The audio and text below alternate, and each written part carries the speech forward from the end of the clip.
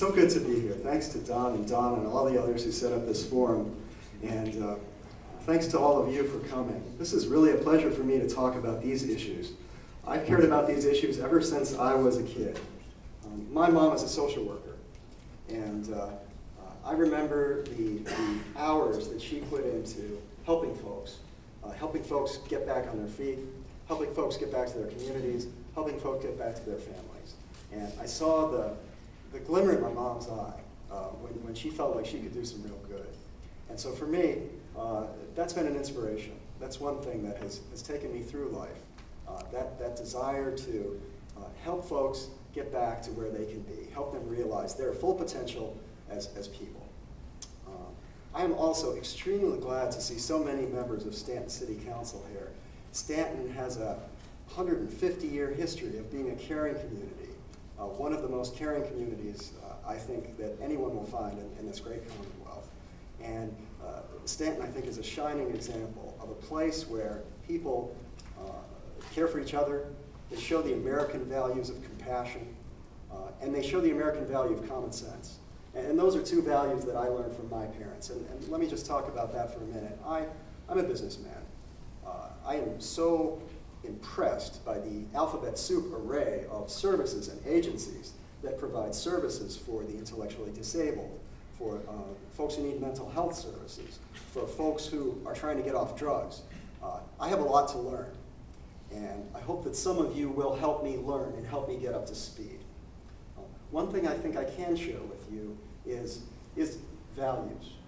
And I feel very good to be in this audience because I feel like we must share the same values. Values I learned from my father. My father is also a businessman, and he believes in common sense. And in this environment, if you're in business, like my father and I both are, I work for the American Shakespeare Center, you have to do more with less. And I think tonight's theme seems to be doing more with less, a time of drought. Everybody's in a time of drought right now. And everybody is getting creative at doing things smarter than we did them before, and that can be a good thing. But obviously there needs to come a time where resources also come back so that we can do what we need to do effectively. So I appreciate the jobs that these services provide to our communities. I appreciate the tax dollars that your services, the services you provide, generate here, that help everybody, whether they're connected with your institutions or not. And I appreciate that spending a little bit of money up front can save the taxpayers from having to spend a lot of money later on. And so I appreciate the common sense approach in the services that you provide. At the same time, I think we all have to recognize that this is not about business. The services you provide are not a for-profit business. The services that you provide are about people.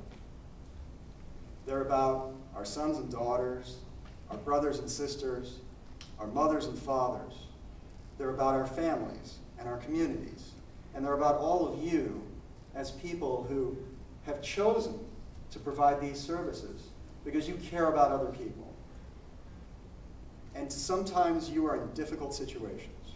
And sometimes you don't have the resources you need to do the job that you feel you need to do. And so I think that if I were to tell you that I had a magic formula for finding money from Virginia's tight budget so that you wouldn't have to worry about resources, I think that would be pretty amazing, but I can't tell you that.